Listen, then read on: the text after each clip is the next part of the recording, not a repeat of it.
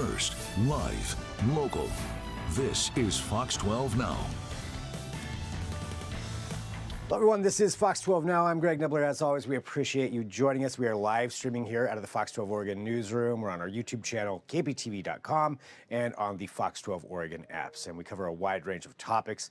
Today, we are talking about the wildfires in LA, which of course we've been covering and everybody's been talking about. And there's so much help that is needed down there. And one organization is providing some of that help. It's the National Disaster Search Dog Foundation. Really interesting story. And we're going to be joined right now from their training facilities. We've got Denise Sanders from the organization joining us. And Denise, thanks for being here. I heard about what you're doing about down there in the organization, and there's so much I want to talk to you about. First off, just to give everybody some clarification, where is it that you're at right now? So right now I'm actually here in Menlo Park, California. We're up in Northern California. You can see behind me that we're actively training. There are teams from all over the country that are training for an incident just like the Los Angeles fires or any other disaster that they may be called upon. We train together so that we're ready because everyone comes out and helps when they're called. And so we want to make sure that we get to practice, we get to go through things, and we get to put the dogs through their paces too. And you have crews down there in LA right now, right? We do. The Search Dog Foundation actually trains dogs initially going from rescue to rescuer. So we currently have 5 teams that are down in the Los Angeles area, 1 from Los Angeles itself, and 2 from Sacramento, and then 2 that are a little bit farther up here in the Bay Area here in Northern California. And let's talk about the foundation because it's just a really interesting story. Can you tell us just about this and specifically to these dogs that you train for this? These dogs are absolutely incredible, and it all starts with them. That is what it is all about. So choosing the right dog for the job is incredibly important. They have to have high drive, they have to be incredibly energetic, and exceptionally toy-driven. So that toy is their reward. I don't know if we'll be able to see one behind me here, but their reward is to tug on that toy with their handler. It's all about a game for them. So while we know that the stakes are high and that obviously things are much more serious in the disaster world that we work in, for the dogs, we keep it fun, and we want them to know that this game they get to play with their favorite person every day should be the best thing ever, and it is for them. They absolutely enjoy every moment of it. And these dogs in particular that are recruited for the organization, from what I understand, you mentioned high energy. These are dogs that come from rescue situations. Is that right?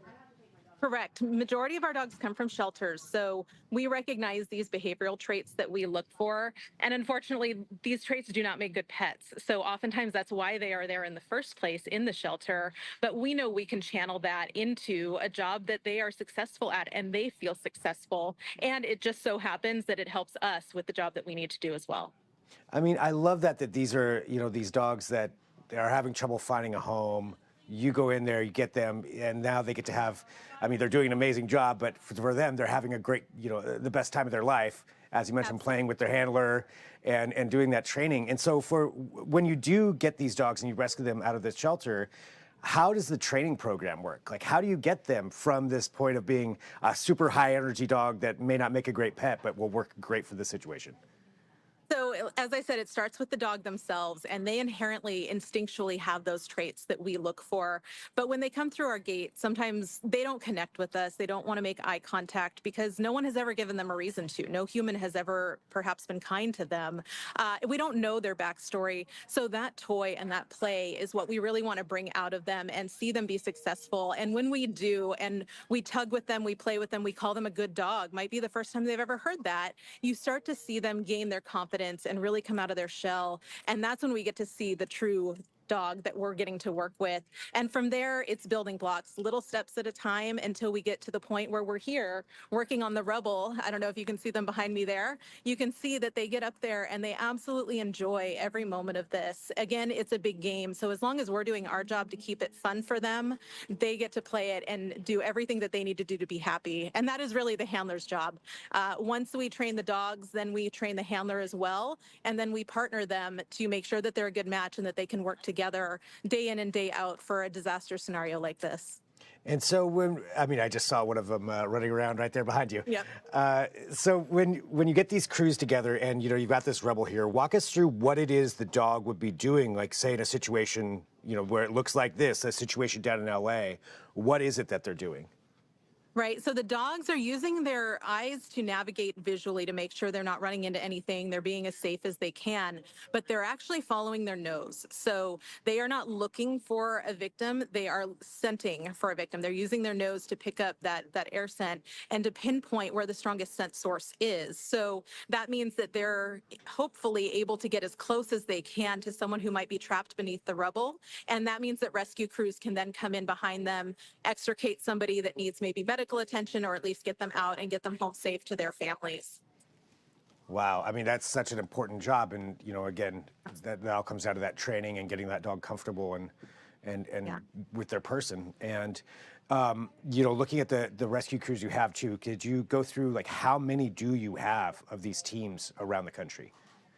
Right now, we have 95 active teams on our roster across the country, but there are hundreds more that are not trained by us either. But we all train together. Again, it's all about coming together in that time of need. We're all going to get called out as needed, and we want to make sure that we're ready for that. So, regardless of their initial training, the handlers behind me here are all working together. They're learning about each other's dogs, learning how they work, and that's going to serve them well when that call comes. So, there are federal and state task forces throughout our country, and so at any time, depending on the type of disaster and what that call out looks like, they can be called upon to help. And I should mention too, we have a lot of live find dogs. We also have human remains detection dogs, which unfortunately we know is needed in the Los Angeles area right now. And so that's part of what they're doing there is just to be blunt, yeah, looking for remains and trying to go through all of that rubble, that disaster that's down there. Exactly. And the dogs hopefully are able to find whichever odor that they are looking for quickly and efficiently, because we want to either find survivors quickly or help other families begin the closure process as soon as possible. We don't want to leave anyone behind. That's the goal.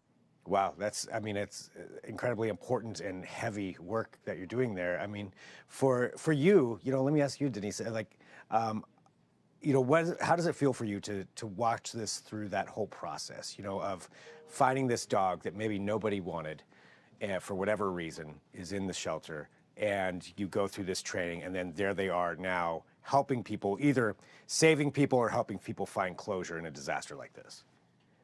It's absolutely incredible. I've been doing this for about 16 years now. It has not gotten old in any way. I've seen multiple generations of search dogs be recruited, become certified and partnered with their handler, go on deployments, and unfortunately even pass or cross the Rainbow Bridge, as we call it.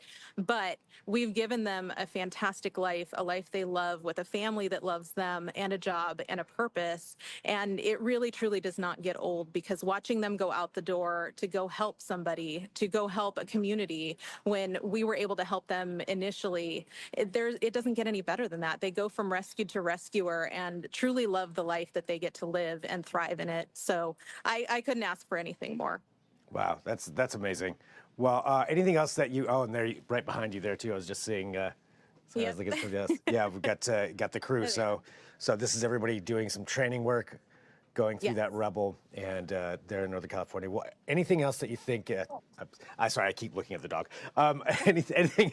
It's hard not to. We all do. Yeah, right.